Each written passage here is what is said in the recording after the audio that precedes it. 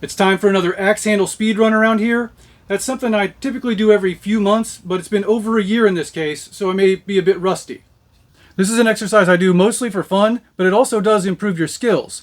And my goal is not to have the axe finished and hung, but to have a handle roughed out, ready to hang the head, just slightly oversized, and I'm going to do this only with hand tools on the shave horse. I've selected a chunk of air-dried ash that I split out of the log myself about 3 years ago, and I've inspected it carefully to make sure the grain runs pretty darn true through the whole thing. There is one little grain aberration here that I'm going to work around.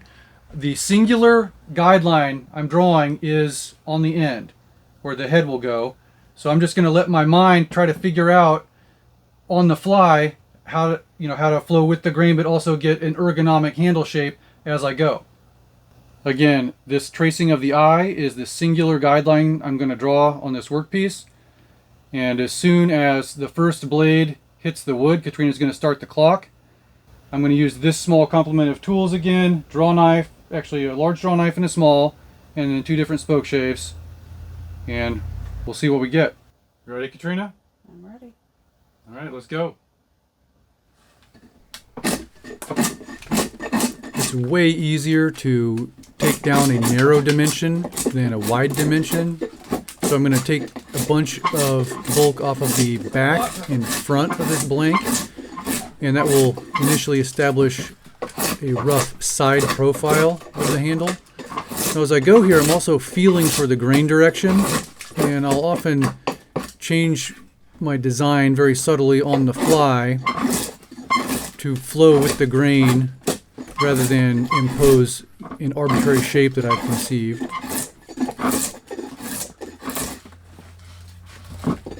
Now, most people trying to hand carve a handle like this out of dry ash would want to hatchet the side profile. I get the comment quite frequently that I make this look a lot easier than it is, and that's true. I prefer the draw knife myself. It's actually a workout to do this, even not working as fast as you can. But even so, I'm faster with the draw knife, frankly, than most people are with the hatchet. So I don't mind.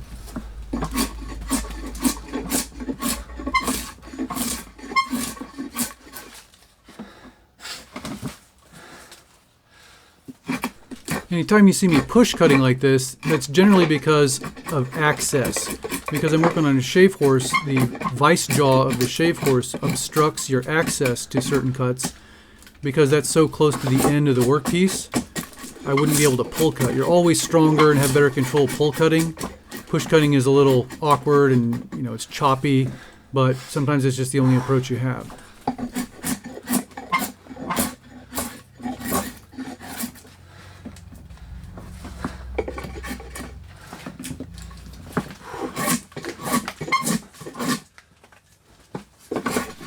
So you see me stop an eyeball along the length, and I'm checking for the alignment. I have an imaginary center line going up the middle of the handle on the front and the back.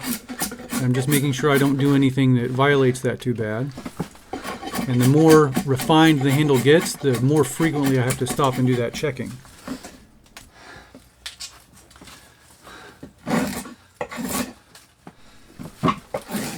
Now that I've got a very crude semblance of a handle profile, side profile, I'm going to do some heavy chamfers on the corners. That's because my next step is to work the sides down, to thin the sides. And that's going to be a lot harder on this ash because of the grain orientation in the workpiece. So that I'll be working the tangential surface, which means I'll be going through a layer of the tough, dense late wood, and then a layer of the softer early wood. But the late wood, when you're trying to plow through one solid layer of it, it's a lot harder. It takes a lot more force to pull through that stuff. So if I can chamfer those corners, I have a narrower section of wood to pull the knife through. I'm doing that push cutting again, kind of wrapping that around the handle at the palmswell, and that creates a relief notch essentially. So now right here I can pull the knife clean out of that exposed end grain, Yeah, very tough late wood right there. It's really hard to hack through it.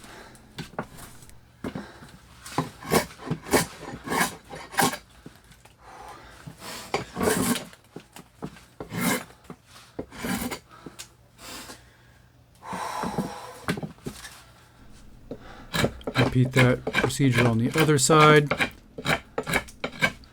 Scoop out that relief notch. Thin the side down to it. And notice as I thin the sides, those big chamfers on the corners get smaller and smaller and basically end up square again. And then I'll have to rechamfer the corners too.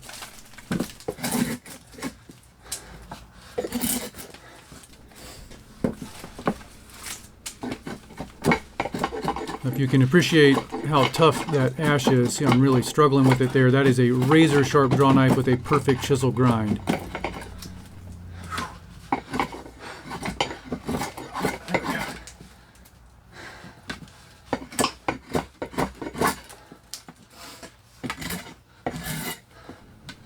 Well, this angle shows pretty good how it looks pretty lumpy and irregular, not very flat or smooth yet. That will improve as we work along. This is roughing out.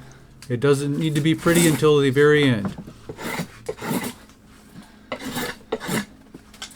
This is about the stage where I have to start slowing down a little bit with the draw knife because a single bad cut can ruin the whole thing. You get a big tear. So I'm just backing off the crazy aggressive cuts, using lighter feel, just trying to take some of that lumpiness down.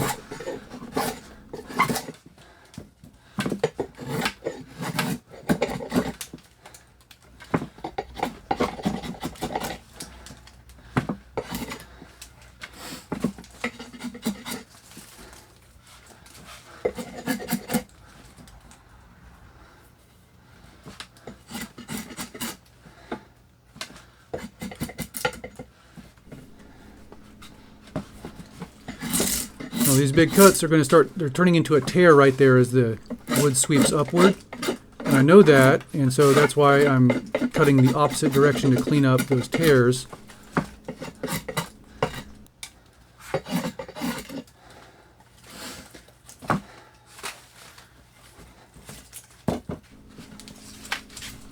This shot really shows you how a beveled down draw knife works really well getting into concave areas like the back of the handle right there.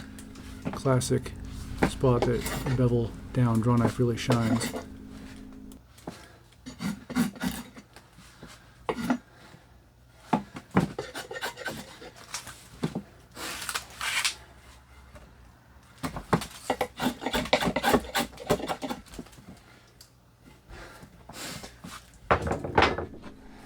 Now this smaller draw knife has a thinner blade and ground to the same bevel angle. It means it has a narrower bevel.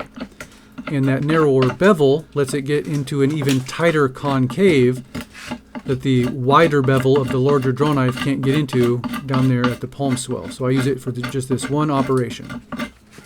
I made both of these draw knives, and the little one is a new style I've made recently. I designed it for spoon making, so I call it the spoon shave, but it is really useful for just this one operation on axe handles.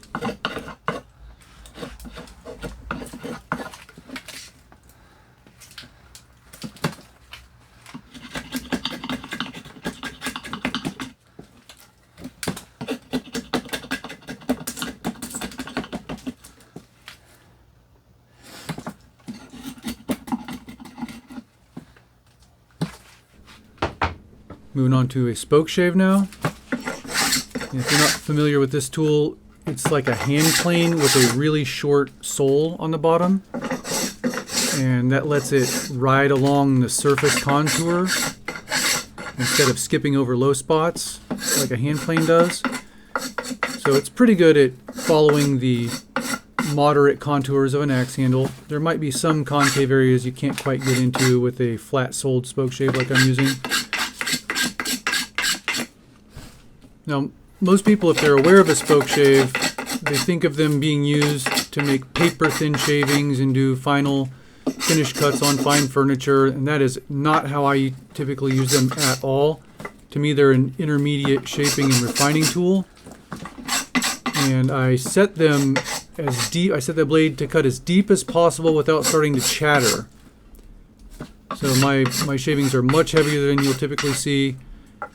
And what I'm using it for is, as you can watch happen before your eyes, that lumpiness and crudeness is just going to dissolve away, basically.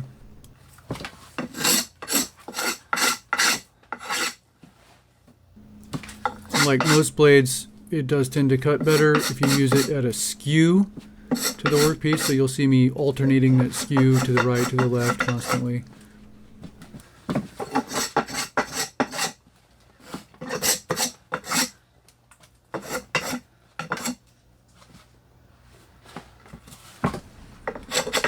On a palmswell, to make it feel comfortable, you want to have it flare out to a fairly generous width at the bottom, but you want to have a fairly abrupt concave taper into the thickness of the handle, which most handles along the main length are going to be somewhere around 3/4 of an inch wide, or thick, I guess, depending how you think of that.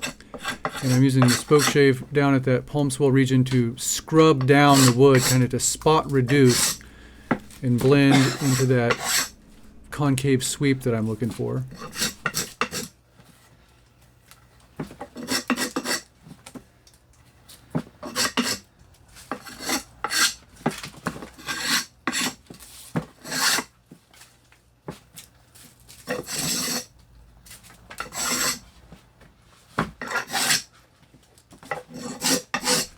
Now this is about the stage where I start doing kind of a systematic, selective spot reduction. So those areas that still look lumpy, and you see me feeling for them, I kind of locate them with my fingers as I sight along the handle. But then when I'm actually cutting, I can't be sighting and cutting at the same time. So I kind of locate with my fingers and do that spot reduction. And then as the whole thing kind of gets more linearized and refined, it also then needs to be continuously slimmed down and kept straight. So it's all these steps simultaneously.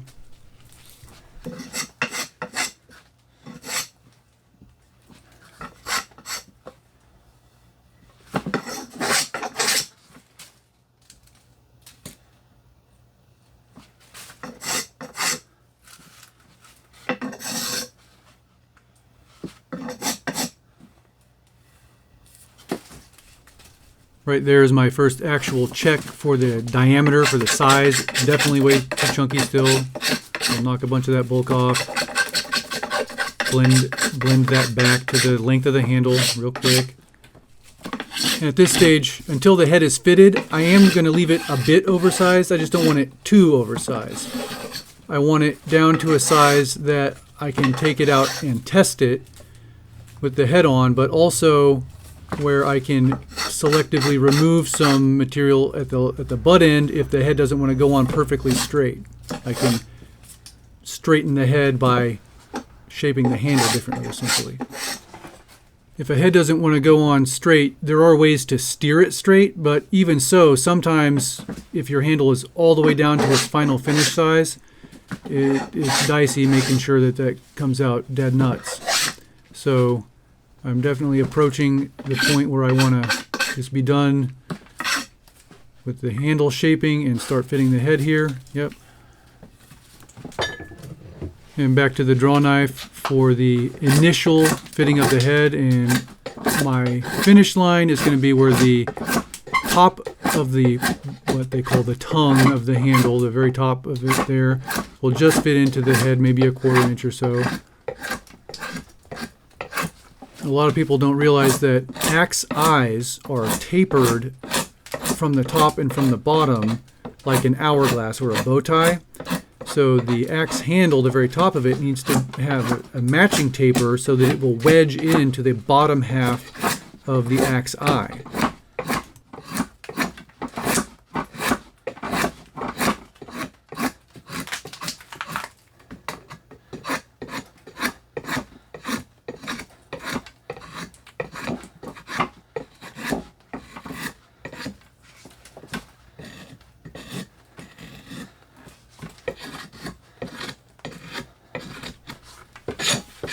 some people may say that this scraping is bad for your edge on your tool. Well, maybe a little, but also that edge is going to need touched up anyway because I just ripped it as hard, as fast as I could through dry ash for several minutes. And bingo.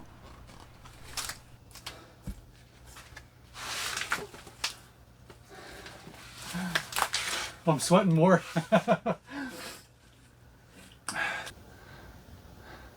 We stopped the clock too soon. I forgot to chamfer the bottom, and I did that on the last one. So let's start the clock again, and let me see if I can do this in under, 45 seconds? All right, start the clock.